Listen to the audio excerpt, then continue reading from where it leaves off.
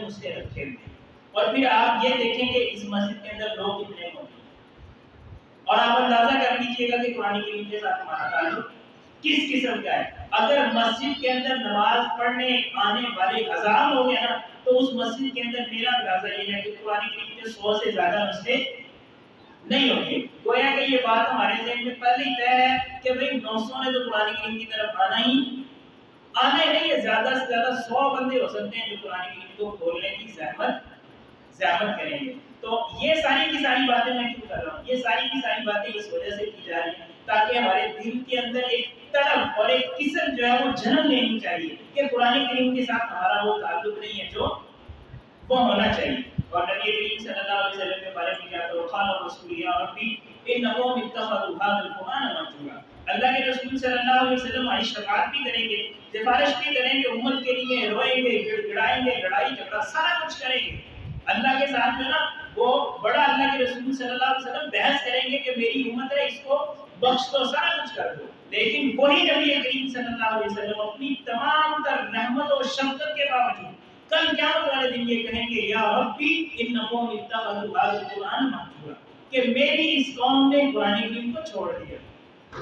گویا نبی کریم صلی اللہ علیہ وسلم جو ہے نا وہ وہاں ہمارے وکیل صفائی نہیں ہوں گے بلکہ الٹا ہمارے خلاف گواہی دیں گے. اور یہ بات ہمیں سمجھ لینی چاہیے کہ جس کیس کے اندر اور جہاں گواہی اللہ کے رسول صلی اللہ علیہ وسلم کی ہمارے خلاف آگے نہ ہونا, کیس جیتنے کا کوئی امکان 1% بھی موجود نہیں ہے. اب آپ یہ دیکھیے کہ جب نبی کریم صلی اللہ علیہ وسلم اگر اس طرح اشارہ کرتے ہیں کہ اے میرے رب میری قوم نے قرآن کریم کو چھوڑ دیا ہے, تو اس اشارے کے نیچے جو آتے ہیں وہ تباہ و برباد ہونے والا ہے. سوچنے کی بات یہ ہے کہ کل اللہ کے رسول صلی اللہ علیہ وسلم جب یہ بات کریں گے تو کیا ہم ایسے بد نصیبوں میں تو نہیں ہوں گے جن کے بارے میں اللہ کے رسول کہہ رہے ہوں گے کہ بھئی اے اللہ میری قوم نے قرآن کریم کو چھوڑ دیا.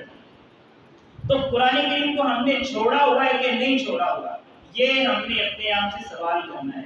قرآن کریم کو اگر ہم نے چھوڑا نہیں ہوا تو اس کا مطلب ہے کہ قرآن کریم کے ساتھ ہمارا تعلق مضبوط ہے. اور اگر قرآن کریم کے ساتھ ہمارا تعلق مضبوط ہے تو اس کے لیے کچھ چیزیں میں آپ کے سامنے رکھتا ہوں.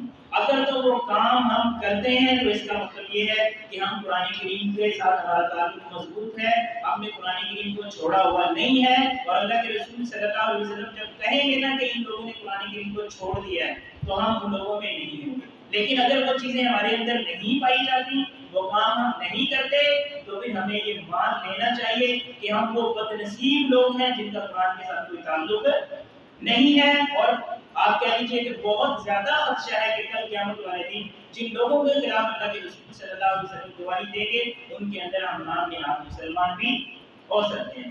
قرآن کریم کے ساتھ تعلق کے حوالے سے مختلف لوگوں نے مختلف انداز سے بات کو آگے بڑھایا ہے, مختلف انداز سے بات کو سمجھانے کی کوشش کی ہے.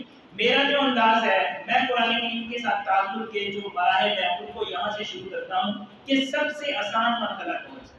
قرآن کریم کے ساتھ تعلق کا سب سے آسان مرحلہ کون سا ہے؟ اب میں یہ سمجھتا ہوں اگر آپ کسی کو کہیں گے نا کہ قرآن کریم کو سمجھو تو جو بندہ قرآن پڑھتا نہیں ہے وہ سمجھے گا کہاں. اور آپ کسی کو کہیں گے قرآن کریم پڑھو تو جس کو قرآن کریم الف بے نہیں پڑھنی آتی وہ قرآن کریم پڑھے گا کہاں سے؟ تو میں یہ سمجھتا ہوں کہ قرآن کریم کے ساتھ تعلق کی جو سب سے پہلی اور آسان صورت اور اس سے آسان کوئی صورت ہے نہیں, وہ یہ ہے کہ ہم قرآن کریم کو سننا شروع کریں.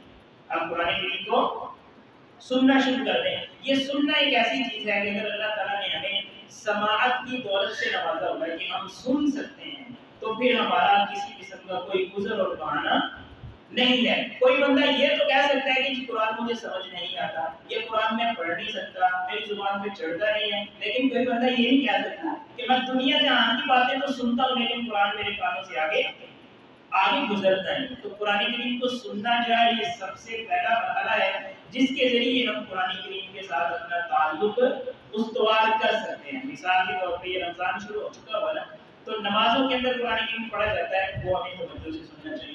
نماز تراویح کے اندر قرآن کریم پڑھا جاتا ہے, وہ ہمیں توجہ سے سننا چاہیے. صبح کی نماز جب ہم نے سحری کی ہوتی ہے, کھانا وغیرہ ہم نے کھایا ہوتا ہے اور عموماً جو ہے وہ انسان جو ہے وہ سستی کا شکار ہوتا ہے اور نیند اس کے اوپر چڑھی ہوئی ہوتی ہے, اس وقت جو ہے اگر قاری صاحب 10 15 20 منٹ نماز میں لگا دیتے ہیں اور ہم خوشی خوشی پیچھے کھڑے رہتے ہیں، اس کا مطلب یہ ہے کہ قرآن کریم سننے کا شوق ہمارے اندر موجود ہے۔ اور اگر نماز ختم ہوتے ہی ہم کہتے ہیں یار یہ مولوی نمازیں بڑی لمبی کراتے ہیں، مولانا صاحب اتنی لمبی لمبی نمازیں آپ مجھے یہ مسئلہ تھا وہ مسئلہ تھا، تو اس کا مطلب یہ ہے کہ قرآن کریم کے ساتھ تعلق کی جو ہلکی ترین صورت ہے اور آسان ترین جو مرحلہ ہے اس کے اندر ہی ہم فیل ہیں۔ قرآن کریم سننے کا بھی ہمارے اندر ذوق اور شوق نہیں ہے۔ اور یہ بات ذہن میں رکھیے کہ قرآن کریم کو سننا جو ہے نا یہ ہے سب سے آسان، لیکن میں یہ سمجھتا ہوں کہ یہ ہے سب سے مؤثر۔ قرآن کریم کو سننا یہ سب سے مؤثر ترین ہے۔ اسی وجہ سے اللہ تعالیٰ نے قرآن کریم کے اندر ارشاد فرمایا وَإِذَا قُرِئَ الْقُرْآنُ فَاسْتَمِعُوا لَهُ وَأَنصِتُوا لَعَلَّكُمْ تُرْحَمُونَ۔ جب قرآن کریم کی تلاوت کی جائے تو اسے غور سے سنو اور خاموشی اختیار کرو تاکہ اللہ تعالیٰ کی رحمتوں کا تمہارے اوپر نزول ہو۔ اور سننے کی اہمیت کے پیش نظر ہی ایک طرف تو اللہ نے یہ حکم دیا کہ قرآن کریم کو آپ توجہ سے اور غور سے سنیں، تو کافر بھی اگرچہ وہ قرآن کریم کے مخالف تھے، وہ قرآن کریم کو صحیح نہیں سمجھتے تھے، لیکن اس بات کا اور اس حقیقت کا ادراک انہیں بھی تھا کہ قرآن کریم سننا جو ہے یہ بہت خطرناک ہے۔ اور اگر آپ یہ چاہتے ہیں کہ لوگوں کو اسلام سے دور کر دیا جائے اور نبی کریم صلی اللہ علیہ وسلم کے پیروکاروں میں اضافہ نہ ہو، تو اس کے لیے جو بہترین حکمت عملی ہے وہ یہ ہے کہ لوگوں کو قرآن کریم سننے نہ دیا جائے۔ ایک طرف اللہ نے حکم دیا نا کہ قرآن کریم کو غور سے سنو، دوسری طرف کافروں نے کیا پلان کیا ہوا تھا آپس میں؟ ان کی پلاننگ یہ تھی لا تسمعوا لهذا القرآن والغوا فيه لعلكم تغلبون۔ اگر تم غالب آنا چاہتے ہو، یہ جو اسلام جو ہے وہ سیلاب اور طوفان کی طرح آگے بڑھتا جا رہا ہے، اگر اس کے سامنے تم بند باندھنا چاہتے ہو، اس کا طریقہ یہ ہے کہ تم نے قرآن کو نہیں سنا۔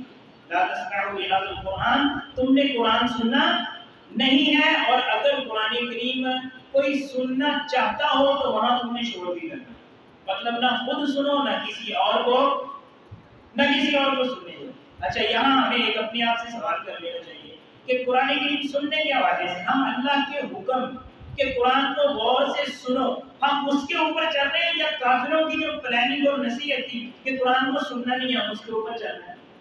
یہ قرآن کریم کے ساتھ تعلق کا سب سے پہلا مرحلہ ہے، اور یہ سب سے پہلا سوال ہے جو ہمارے دل کے اوپر جا کر ٹھوکر لگائے گا، جو ہمیں تھوڑا سا جگائے گا کہ قرآن کریم کے ساتھ میرا تعلق کس قسم کا ہے۔ اور قرآن کریم کو سننا میں نے کہا تھا یہ بہت زیادہ مؤثر ہے۔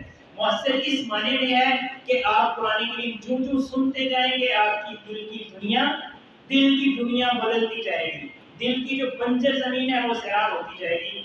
حضرت عمر بن خطاب رضی اللہ تعالیٰ عنہ کا واقعہ بڑا مشہور ہے۔ اسلام کے کتنے خلاف تھے؟ اتنے خلاف تھے کہ تلوار پکڑ کے، تو باقاعدہ جو ہے وہ پورا واقعہ آپ جانتے ہیں کہ وہ تلوار پکڑ کے نکلے گئے، یہ فتنہ کس نے شروع کیا ہوا ہے، یہ سارے کا سارا میں ختم کرنا، لیکن وہ سارے کا سارا ان کا مزاج اور موڈ کس چیز نے چینج کر دیا؟ ان کے اندر جو اسلام کے خلاف دعویٰ ابل رہا تھا اس کو اسلام کی حمایت میں کس نے تبدیل کر دیا؟ یہ قرآن کریم کی تلاوت ہے۔ یہ پورا واقعہ آپ نے سنا ہوگا کہ پہنچے تو ان کی بہن جو ہے وہ گھر میں قرآن کریم کی تلاوت، یا غالباً ان کے بہنوں جو ہے وہ گھر میں قرآن کریم کی تلاوت کر رہے تھے، تو قرآن کریم کی تلاوت سنی تو بالکل ان کے دل کی دنیا ہی بدل گئی۔ تو اگر ہم یہ سمجھتے ہیں کہ بھائی قرآن کریم میرا پڑھنے کو جی نہیں چاہتا، سننے کو جی نہیں چاہتا، کیا کریں گے، ٹائم نہیں ملتا، کیا کریں گے، قرآن کریم اگر پڑھنا چاہیں تو نیند آنا شروع ہو جاتی ہے، اکتاہٹ آنا شروع ہو جاتی ہے، جمائیاں آتی ہیں، یہ ہو جاتا ہے وہ ہو جاتا ہے، تو سب سے آسان کام یہ کریں کہ قرآن کریم کی ریکارڈنگ چلا لیں اور اس کو سننا شروع کر دیں، گھر میں ریکارڈنگ لگائیں، اپنی گاڑی کے اندر ریکارڈنگ لگا لیں، کسی اور جگہ پہ بیٹھیں گے وہاں قرآن کریم کی تلاوت لگانا شروع کر دیں، آپ دیکھیں گے کہ آہستہ آہستہ آپ کے دل کی دنیا بدلنا شروع ہو جائے گی۔ اور قرآن یہ جو مسئلہ ہے نا کہ قرآن کریم ہمیں پڑھنا نہیں آتا، یہ مسئلہ بھی سننے سے حل ہو جائے گا، کیونکہ خود نبی کریم صلی اللہ علیہ وسلم جو ہے آپ کہیں کہ صحابہ کرام، بہت سارے صحابہ کرام کی تعداد اس طرح کی تھی کہ اگر انہیں کوئی کتاب لکھی بھی دی جاتی تھی نا تو وہ پڑھ نہیں سکتے تھے، یعنی لکھے ہوئے تو وہ پڑھ نہیں سکتے تھے۔ یہ جو نبی کریم صلی اللہ علیہ وسلم کو امی کہا گیا ہے، یہ آپ کی خصوصیت اور صفت ہے۔ امی کا مطلب یہ ہوتا ہے الذی لا یعرف الکتابۃ ولا القراءۃ، جو نہ لکھ سکتا ہے نہ لکھے ہوئے کو پڑھ سکتا ہے۔ تو نبی کریم صلی اللہ علیہ وسلم اور صحابہ کرام کی ایک کثیر تعداد ایسی تھی کہ اگر کوئی لکھی ہوئی چیز ان کے سامنے رکھی جائے تو وہ نہیں پڑھتے تھے، لیکن سن کے انہوں نے ہر چیز پڑھنا शुरू कर देगी। और खुद हम इंसानों का भी आप कह लीजिए कि एक उसूल है, हम वही चीज बोलते हैं जो हम सुनते हैं। जो हमने सुनी ना हो वो 1000 मरतबा आपके सामने लिख के रख दी जाए, आप कभी भी बोल नहीं सकते। और इसकी छोटी सी मिसाल मैं आपके सामने अर्ज करता हूँ कि छोटा बच्चा जो होता है, अगर पैदा होते ही खुदा न खास्ता ये बहरा हो, इसको सुनाई ना देता हो, तो आपने कभी उसको बोलते हुए देखा? हालांकि उसकी जुबान का तो कोई मसला नहीं होता, उसका मसला सिर्फ समात का होता है। लेकिन समात न होने की वजह से उसकी जुबान भी नहीं बोलती। क्यों?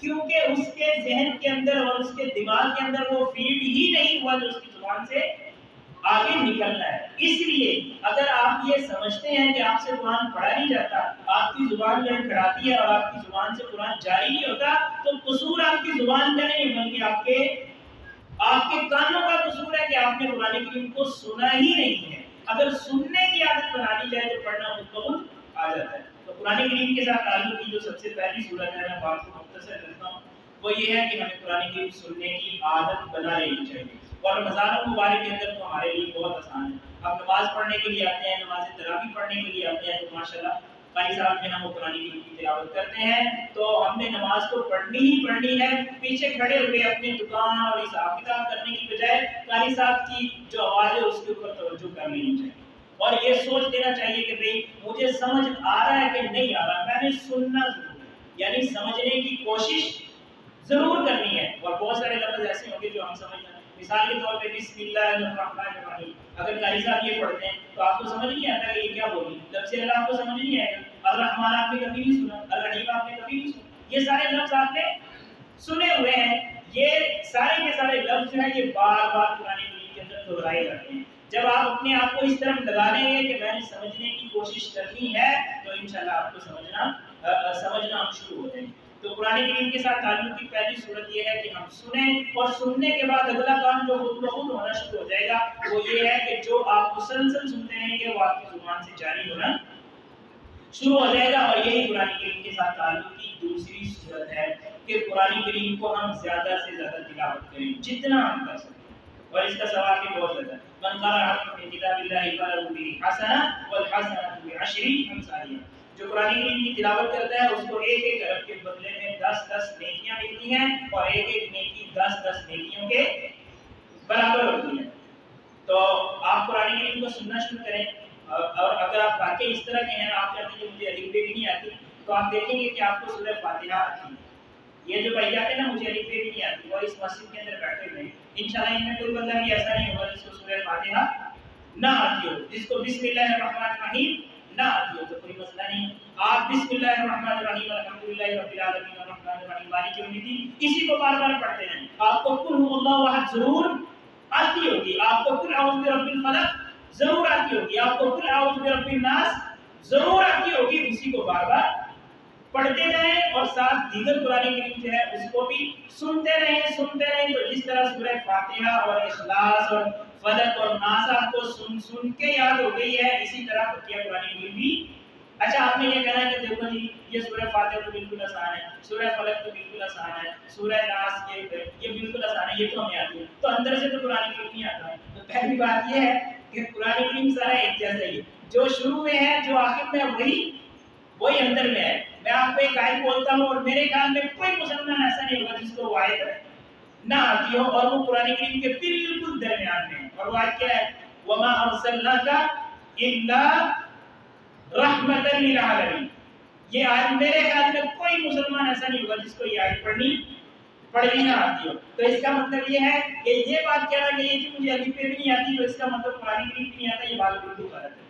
ये शैतान का एक धोखा है जो उसने हमारे ज़हनों पे सवार किया हो। तो जितनी हमें कुरान करीम के अल्फाज और हुरूफ और कलिमात और सूरतें और जितना भी हमें कुरान करीम के हिस्से आते हो वो हमें ज़्यादा से ज़्यादा पढ़ते रहना चाहिए। जब आप किसी चीज़ को सुनने की आदत बना लेंगे, पढ़ने की आदत बना लेंगे, इससे अगला मरहला आ जाना वो खुद ब खुद हो जाएगा। वो क्या है कि वो चीज़ जो आप मुसलसल सुनते हैं और जिसको आप मुसलसल अपनी जुबान से अदा करते हैं, आप कभी महसूस कीजिएगा कि वो खुद ब खुद आपको याद हो, वो खुद ब खुद आपको। ये जो मिसाल मैंने आपको दी है, वमा अरसलनाका इल्ला रहमतन लिल आलमीन, आपने किसी कारी साहब से तो नहीं याद की ना। कुल हुवल्लाहु अहद आपने किसी कारी साहब से तो याद नहीं की। अल्हम्दुलिल्लाहि रब्बिल आलमीन भी आपने किसी कारी साहब से तो याद نہیں تھی، یہ آپ کو سن سن کے یاد ہوئی ہے، اور یہی قرآن کریم کے ساتھ تعلق کا تیسرا مرحلہ ہے، سنیں پھر پڑھیں اور پھر اس کو وہ یاد آپ کو خود بخود ہونا شروع ہو جائے گا۔ اس کی وجہ سے بہت ساری مثالیں، لیکن ٹائم تھوڑا ہے، چھوٹی سی میں بات کرتا ہوں۔ ابھی آپ میں سے کوئی بندہ منڈی کے پاس رہتا ہے نا یا اڈے کے پاس رہتا ہے، ابھی آپ سوچیں تو آپ کے ذہن میں نا وہ آوازیں ٹکرا رہی ہوگی جو وہ آوازیں لگا رہے ہوتے ہیں کہ لاہور، کراچی، اسلام آباد، فیصل آباد، آلو کا ریٹ یہ ہے، بھنڈی کا ریٹ یہ، حالانکہ وہ آپ یاد تو نہیں کرنا چاہتے، تو یاد آپ کو کیوں ہو گیا؟ کیونکہ وہ مسلسل آپ کے کانوں سے وہ آوازیں ٹکراتی رہتی ہیں۔ اسی طرح ابھی آپ دیکھیں، آپ مسجد سے نکل کے اپنے گھر جاتے ہیں، گھر سے نکل کے آفس میں جاتے ہیں، رستے میں بڑے بڑے سائن بورڈ لگے ہوتے ہیں، رستے میں بڑے بڑے جو ہے نا وہ اشتہارات لگے ہوتے ہیں، آپ ان کو یاد نہیں کرنا چاہتے، لیکن وہ جیز کے پیکج اور زوم کے پیکج اور شوکت خانم کے یہ جو اشتہار ہیں، عجیب و غریب قسم کی چیزیں، وہ خود بخود آپ کے ذہن میں بیٹھ جاتی ہیں۔ تو اس طرح اگر ہم قرآن کریم کو دیکھنے کی عادت ڈال لیں، قرآن کریم کو پڑھنے کی عادت ڈال لیں، تو خود بخود قرآن کریم ہمیں یاد ہونا شروع ہو جائے گا۔ ایک چیز تو آپ کو سننے کی عادت ہے، اس کو پڑھنے کی عادت پڑ چکی ہے، وہ آپ کو یاد ہونا شروع ہو گئی ہے، تو کیسے نا آپ کا دل چاہے گا کہ یار یہ جو میں سنتا رہتا ہوں، پڑھتا رہتا ہوں، مجھے یاد ہونی بھی شروع ہوگی، یہ پتہ تو چلنا چاہیے کہ اس کے اندر ہے کیا؟ اهدنا الصراط المستقیم صراط الذین انعمت علیہم، یہ میں ہر نماز میں بار بار کہتا ہوں، تو دل کے اندر یہ شوق پیدا ہوگا کہ نہیں ہوگا کہ مجھے پتہ چلے کہ اللہ تعالیٰ اس کے ذریعے سے مجھے کہنا کیا چاہتا ہے؟ اهدنا الصراط المستقیم، اے اللہ تو مجھے سیدھا رستہ دکھا۔ آپ جب یہ تصور کریں گے نا کہ اهدنا الصراط المستقیم، یہ میں نے صرف سنا ہی نہیں ہے، یہ میں نے صرف پڑھا ہی نہیں ہے، یہ مجھے صرف یاد ہی نہیں ہوا، بلکہ مجھے اس کا معنی بھی آتا ہے، اور میں اس کے ذریعے سے براہ راست اللہ سے ہم کلام ہو رہا ہوں اور مخاطب ہو رہا ہوں، تو وہ لذت اور کیف و سرور جو ہے وہ دنیا کی کوئی چیز آپ کو نہیں دے سکتی۔ اور اگر آپ پہلے والے 3 کام کریں گے تو چوتھا کام خود بخود کرنے کا شوق ہمارے اندر پیدا ہوگا۔ خیر بہر صورت ان باتوں کو اس انداز سے بھی میں نے کہا دیکھنا چاہیے کہ اگر تو یہ کام کرنے کی عادت ہمیں پڑ چکی ہوئی ہے، ہمارا مزاج بن چکا ہوا ہے، تو اس کا مطلب یہ ہے کہ قرآن کریم کے ساتھ ہمارا تعلق مضبوط ہے، اور اگر یہ کام ہم نہیں کرتے تو اس کا مطلب یہ ہے کہ قرآن کریم کے ساتھ ہمارا کوئی تعلق نہیں ہے۔ تو قرآن کریم کو سمجھنے کی کوشش کرنی چاہیے۔ فَلَا يَتَدَبَّرُونَ الْقُرْآنَ أَمْ عَلَىٰ قُلُوبٍ أَقْفَالُهَا، اللہ تعالیٰ کہتے ہیں کہ کیا یہ قرآن کریم کے اوپر غور و فکر نہیں کرتے، یا اللہ نے ان کے دلوں کے اوپر تالے لگا دیے ہیں؟ یہ آیت ہم نے بڑی دفعہ سنی ہوگی، اس کی بڑی تشریح اور تفسیر ہم نے سنی ہوگی، لیکن میں اس بات کو اس انداز سے لیتا ہوں کہ میں ابھی یہاں جو بھائی بیٹھے ہوئے نا، میں یہ دروازہ بند کروں اور میں ان کو کہوں کہ باہر نکل جاؤ، تو وہ باہر نکل سکیں گے؟ وہ کہیں گے بھیا آگے تالا لگا ہوا ہے۔ گویا جو کام میں ان کو کہہ رہا ہوں کہ تم کرو، اس کے آگے رکاوٹ کیا ہے کہ آگے تالا لگا ہوا۔ اللہ تعالیٰ کہتا ہے میں تمہیں کہتا ہوں قرآن سمجھو، تو کیا میں نے تمہارے دل پہ تالا لگایا ہوا جو تمہیں قرآن سمجھ نہیں ہے؟ تو اللہ کہتا ہے میں نے تمہارے دل پہ تالا تو نہیں لگایا ہوا، پھر تم قرآن کریم کو سمجھتے کیوں نہیں ہو؟ تم اس طرف غور و فکر کرتے کیوں نہیں ہو؟ اور یہ قرآن کریم تو لازم ہی اس لیے کیا گیا ہے تاکہ ہم اس کو سمجھیں، اس کے اوپر غور و فکر کریں، اللہ تعالیٰ کے ساتھ ہم کلام ہوں۔ اور بزرگ علماء جو ہیں، پہلے ہمارے علماء جو گزرے، وہ کہتے ہیں میں تو قرآن کریم پڑھتا ہی اس لیے ہوں تاکہ مجھے پتہ چلے کہ اللہ نے کہاں میرا تذکرہ کس انداز سے کیا۔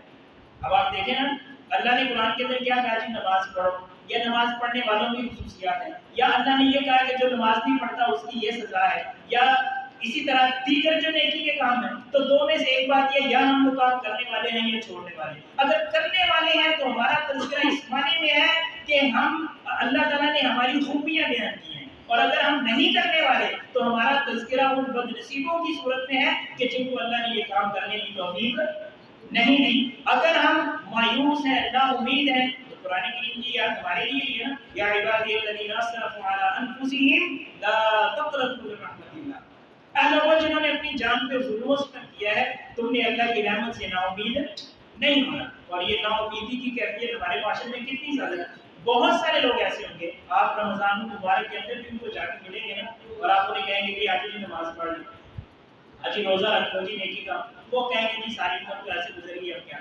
اب کر کے کیا کرنا، ساری عمر تو ہماری ایسے گزر گئی۔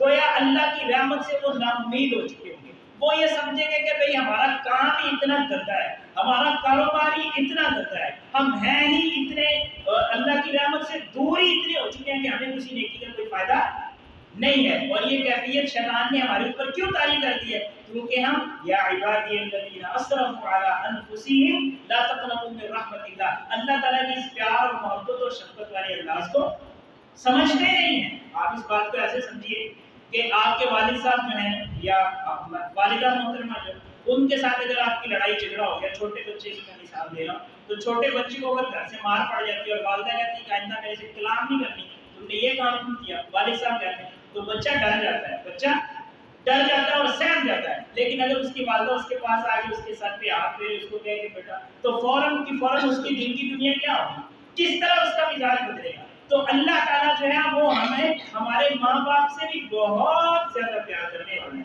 جب اللہ تعالیٰ کی یہ بات کو ہم سنیں گے تو ہمارے دل کی دنیا کیوں نہیں تبدیل ہوگی. تو قرآن کریم کو اس لیے بھی غور و فکر کرنا چاہیے کہ یہ ہمارے دلوں کے زنگ کو اتارتا ہے.